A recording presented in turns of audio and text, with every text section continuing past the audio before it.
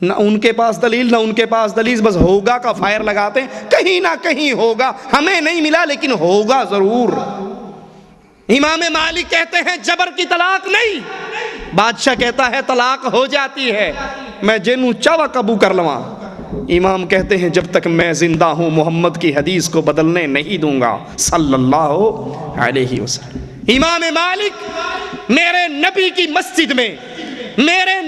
مسجد میں بیٹھ کر میرے آقا کی حدیثیں سنانے والا امام مالک، چہرہ کالا کر دیا جاتا ہے، گلے میں جوتوں کے ہار ڈال دیے جاتے ہیں، گدھے پہ سوار کر دیا جاتا ہے، گلیوں میں گھمایا جاتا ہے اس کو جو محمد کی سیٹ پر بیٹھ کر درس حدیث دیا کرتا تھا، اور آواز لگانے والا آواز لگاتا ہے لوگو یہ وہ ہے جس نے بادشاہ سے ٹکر لی ہے، یہ بادشاہ کے فتوے کے خلاف فتویٰ دیتا ہے، اور جو بادشاہ کے فتوے کے خلاف فتویٰ دے گا اس کے ساتھ یہ سلوک ہوگا، منہ کالا ہوگا، گلے میں جوتیاں ہوں گی، گدھے پہ سوار ہوگا۔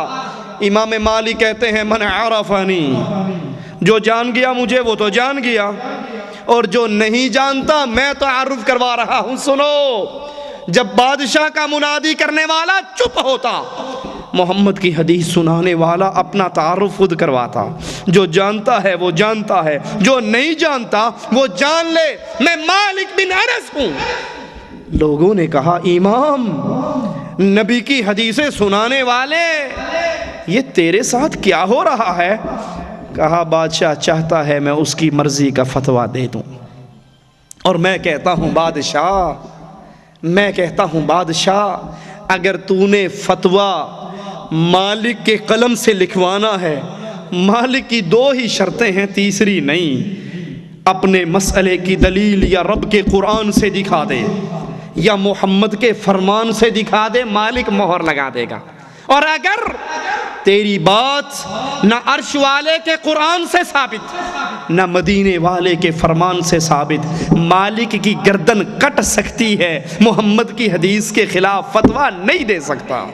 یہ اہل حدیث کا امام، یہ اہل سنت کا امام، یہ اہل ایمان کا قائد جو استقامت کا پہاڑ بن جاتا ہے، بادشاہ کے ظلم و ستم کو برداشت کر لیتا ہے، لیکن محمد کے دین کو بدلنے کی جرت کرنے والوں کے سامنے دیوار بن جاتا ہے۔ لوگوں یہ ہمارے اسلاف ہیں، آخری بات کر کے بات ختم کرتا ہوں، یہ ہمارے اسلاف ہیں۔ ہم صحابہ کو ماننے والے ہیں یا نہیں؟ کیا خیال ہے، صحابہ کو مانتے ہو؟ کوئی ایسا ہے جو صحابہ کو نہ مانے؟ سب مانتے ہیں، ان سے رشتہ جوڑتے ہو اپنا، اور دعویٰ کرتے ہو کہ صحابہ کے صحیح جانشین کون ہیں؟ صحابہ کے ہاتھ میں کتنی چیزیں تھی؟ اللہ کا قرآن اور محمد کا فرمان صلی اللہ علیہ وسلم۔ تیسری چیز تھی کسی حاجی صاحب کی ملفوظات تھی، کسی بابا جی کا تذکرہ غوثیہ تھا، کچھ تھا؟ اللہ کا قرآن تھا، محمد کا فرمان تھا۔ آج اگر صحابہ کے سچے جانشین ہیں تو یہ اہل سنت ہیں، یہ اہل الحدیث ہیں، جن کے ہاتھ میں عرش والے کا کلام ہے، مدینے والے کا فرمان ہے۔ رب نے تیسرا ہاتھ نہیں دیا، محمد نے تیسری چیز نہیں تھمائی، ایک میں قرآن دوسرے میں حدیث۔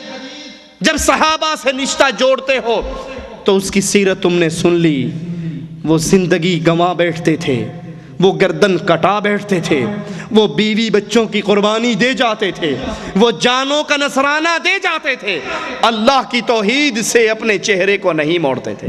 ہماری حالت زار سمجھ آ گیا مسئلہ کہ بابا جی کی قبر پہ چادر چڑھانا حرام ہے، مسئلہ سمجھ آ گیا، لیکن دادا ابو نے کہا تو دادا ہے اس خاندان کا یا میں دادا ہوں؟ میں کہتا ہوں چادر چڑھے گی۔ یہ توحید ماننے والا سر نیچے کر کے بیٹھ جاتا، جی ان کی کر سکنے، دادا نے جو کہا ہے اب تو ہوگا۔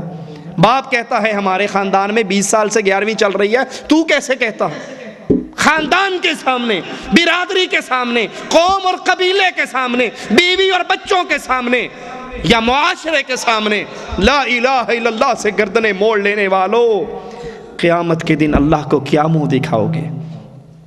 قیامت کے دن ابو بکر و عمر و عثمان و علی سے کیسے رشتہ جوڑو گے؟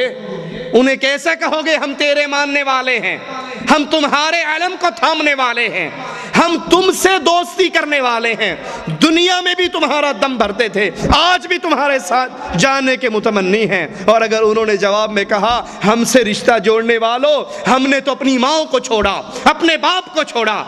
ابو بکر کو کہا تھا عبد الرحمن نے، بابا بدر میں 3 دفعہ تلوار اٹھی تھی، نیچے تیرا چمکتا ہوا چہرہ، باپ کا چہرہ، باپ کی محبت والا چہرہ نظر آیا تھا، بابا میں نے ہاتھ کو روک لیا تھا کہ بابا کو نہیں مارنا۔ جواب میں مواحدوں کے امام نے کہا تھا، خلیفہ رسول نے کہا تھا، عبد الرحمن خوش نصیب ہے تو، میری تلوار کے نیچے تیرا چہرہ ایک مرتبہ نہیں آیا، اور رب محمد کی قسم اگر تیرا چہرہ ابو بکر کی تلوار کے نیچے آ جاتا، لختے جگر نہ سمجھتا، رب اور رسول کا دشمن سمجھ کے تیری گردن کو کاٹ ڈالتا۔ اگر ان صحابہ نے پوچھ لیا ہم سے رشتہ جوڑنے والوں، ہم نے تو بیٹوں کی قربانی دی، باپ کی قربانی دی، ماں کی قربانی دی، مال کی قربانی دی، قوم کی قربانی دی، معاشرے کی قربانی دی، وطن کی قربانی کی، ہجرتیں کی، تم نے شلوار اونچی کی، دوسرے نے کہا اچھا چھوٹے بھائی کی پہن آئے ہو، کپڑا بچانے لگ گئے ہو، بکری چرانے جا رہے ہو، بارش تو نہیں ہو رہی، تم نے شلوار کی اونچی کر لی، انہیں اتھے ہی تھلے کر لی۔ میرے کول نہیں ایڈی گلنا سنیا جاندیاں، لوگ تانے دیتے ہیں شلوار اونچی کرو، لوگ تانے دیتے ہیں، داڑھی رکھ لو، پہلے مجھے اچھا صاحب سر محترم کہا کرتے تھے، اور جب سے داڑھی رکھی ہے اب میں اچھا بھلا بابو ٹائپ آدمی، ہر بندہ دیکھنے والا ملا، مولوی، ملوٹا، ملوانا، داڑھی میں 2 سفید بال آ جائیں 35 سال کے بچے کو بھی کیا کہیں گے؟ بابا جی راستہ دو، صوفی جی راستہ دو۔ اب میں اس داڑھی کی وجہ سے میری حیثیت بدل گئی، میں ڈاکٹر، میں انجینئر، میں پروفیسر، میں 17 گریڈ کا آفیسر، داڑھی رکھنے کی وجہ سے ملا بن گیا، مولوی بن گیا، چلو اس کو شیو کر کے پھینک دو۔ ہم نے لوگوں کے چند تانوں کی وجہ سے، لوگوں کی چند باتوں کی وجہ سے دین و ایمان و اسلام